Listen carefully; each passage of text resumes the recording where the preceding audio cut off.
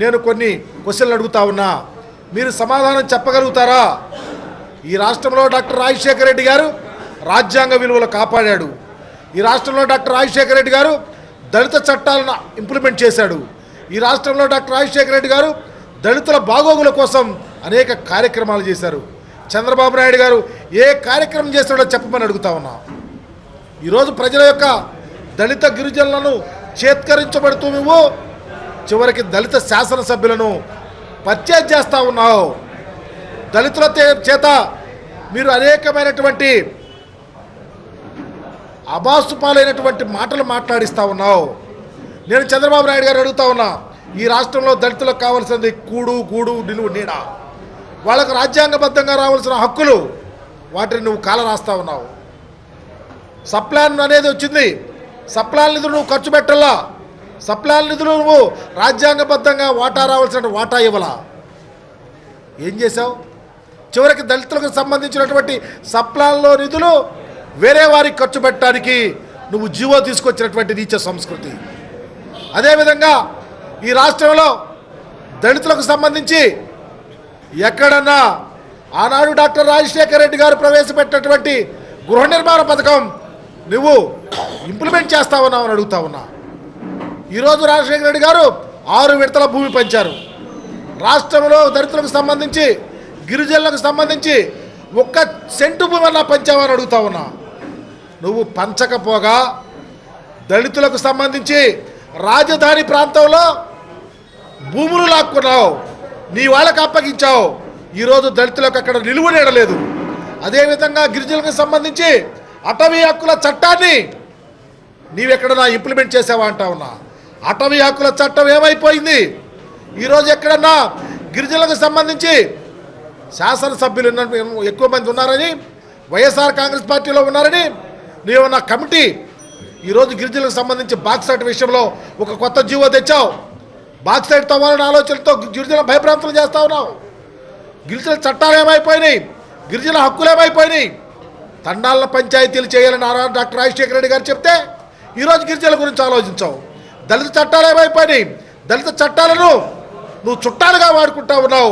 SC ST atrocity చట్టాన్ని నీవు దుర్వినియోగం చేస్తూ ఉన్నావు. దుర్వినియోగం చేస్తూ చివరకు నువ్వు వాటిని వజ్రాయుధంగా వాడుకుంటూ మా పార్టీ వాళ్ళ మీద, వేరే కులాల మీద కేసులు పెట్టిస్తూ ఉన్నావు. వైఎస్ఆర్ కాంగ్రెస్ పార్టీ వాళ్ళ కేసులు పెట్టిస్తూ ఉన్నావు. ఈరోజు నేను చెబుతా ఉన్నా, కొంతమంది మాట్లాడుతూ ఉన్నారు, ఈ రాష్ట్రంలో దళితులకు ఎక్కడ నిలువు నీడుంటాకి లేకుండా చేస్తూ ఉన్నావు. ఈరోజు నువ్వు చేస్తున్నటువంటి సంక్షేమ పథకాల్లో దళితులకు సంబంధించి ఒక్క కార్యక్రమం నా ఇందులో అడుగుతా ఉన్నా. భూమి లేదు, గృహాలు లేవు, ఆరోగ్యశ్రీలో రోగాలు తీసేశావు, ఇకపోగా ఉద్యోగాలు వస్తాయని చెప్పేసి అర్రులు చేస్తూ ఉన్నారు క్వాలిఫైడ్ అయినటువంటి దళిత గిరిజనులు. ఒక్క ఉద్యోగం ఇచ్చావా చంద్రబాబుని అడుగుతా ఉన్నా. మీ శాసనసభ్యులు కానీ మంత్రులు కానీ గిరిజన ఎస్సీ శాసనసభ్యులు మంత్రులు మీ నోళ్ళేమైపోయినాయి? మీరు కళ్ళు లేని కబోజులను అడుగుతా ఉన్నాం. మీకు చేత కాదు, చంద్రబాబుని అడగలేరు. వైఎస్ఆర్ కాంగ్రెస్ పార్టీ అధినాయకుడు కానీ మా శాసనసభ్యులు కానీ మాట్లాడితే మీరు అబోధ కల్పనలు చెబుతారు. మీరు ఏమీ చేత కానీ వాళ్ళు దద్దబలగా మిగిలిపోయారు. దళిత గిరిజనులను మోసం చేస్తూ ఉంటే మీరు ఎక్కడా దళితుల్లో విశ్వాసం లేదు. దళిత చట్టాలు అభాసం అవుతూ ఉన్నాయి. ఈరోజు చూస్తూ ఉన్నాం, నిన్న ఉప్పులేటి కల్పన గారు మా పార్టీ నుంచి వెళ్ళిపోయింది. నేను ఆమెను కూడా అడుగుతా ఉన్నా, అమ్ముడు పోయామా నువ్వు? దళితులకు అంబేద్కర్ భావజాలం ఉంది, విలువలు ఉన్నాయి. దళిత హక్కుల ఓట్ల కోసం, దళిత ఓట్లతో నువ్వు శాసనసభ్యురాలు అయ్యావు. చంద్రబాబు ఏమిస్తానని అడుగుతా ఉన్నా.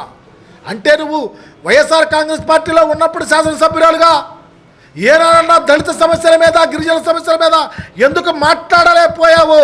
చంద్రబాబు చేస్తున్న తప్పులు నీ కనపడలేదని అడుగుతా ఉన్నావు. కొంతమంది మాట్లాడుతూ ఉన్నారు, వైఎస్ఆర్ కాంగ్రెస్ పార్టీలో అంట దళితులకు గౌరవం లేదంట.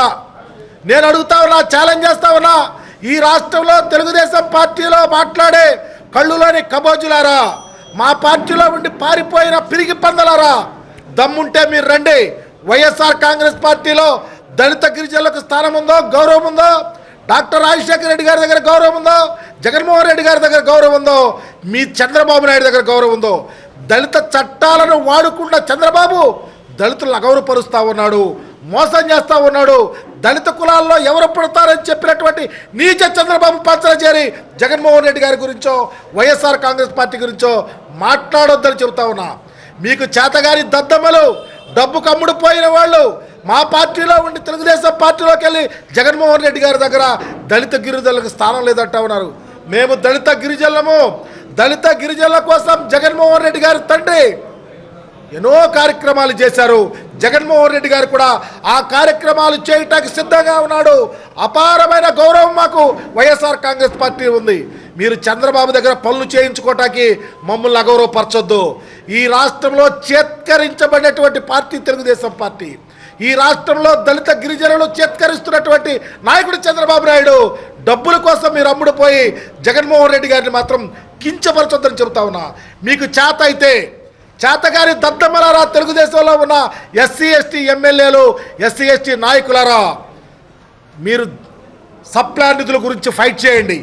సప్లాన్ నిధులు సక్రమంగా ఎందుకు అందటలేదని చంద్రబాబు నిలదీయండి. సప్లాన్ నిధులకు వ్యతిరేకంగా దళిత గిరిజనులకు రావాల్సిన వాటాను వేరే వారికి ఖర్చు చేస్తున్న చంద్రబాబు నిలదీయండి. ఇళ్ళు కట్టమనండి, ఆరోగ్యశ్రీలో రోగాలు పెట్టమనండి, దళితులకు గిరిజనులకు భూములు పంచమనండి.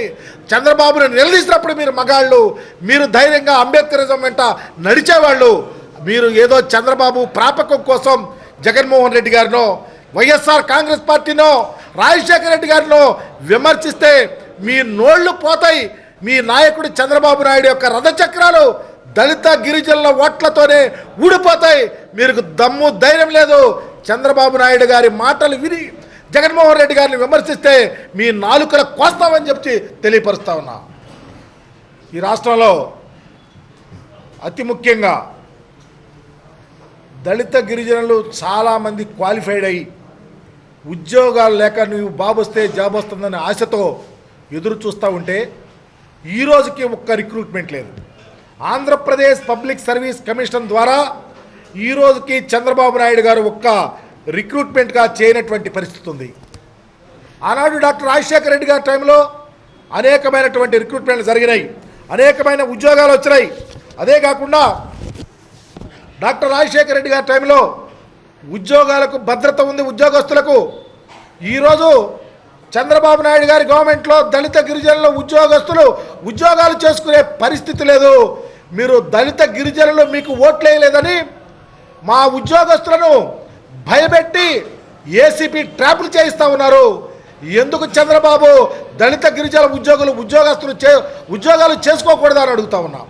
అదే కాదు, ఈరోజు బ్యాక్లాగ్ ఉద్యోగాలు ఎప్పటి నుంచో 2001 నుంచి ఆనాడు డాక్టర్ రాజశేఖర రెడ్డి గారి గవర్నమెంట్లో రిక్రూట్మెంట్ జరిగినాయి.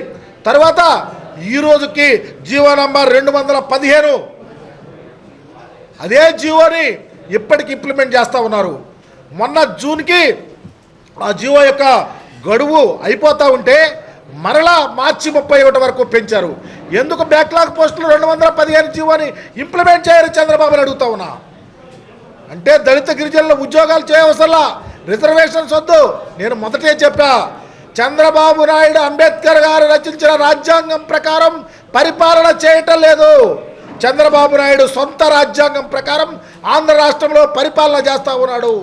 చట్టాలను అపహాస్యం చేసే చంద్రబాబు నాయుడికి ఖచ్చితంగా చట్టాలను అగౌరవపరిచే చంద్రబాబు నాయుడికి ఏ శిక్షలు విధించాలో ఆ శిక్షలు విధించి దళిత గిరిజనులకు న్యాయం చేయాలని చెప్పేసి నేను డిమాండ్ చేస్తా ఉన్నా.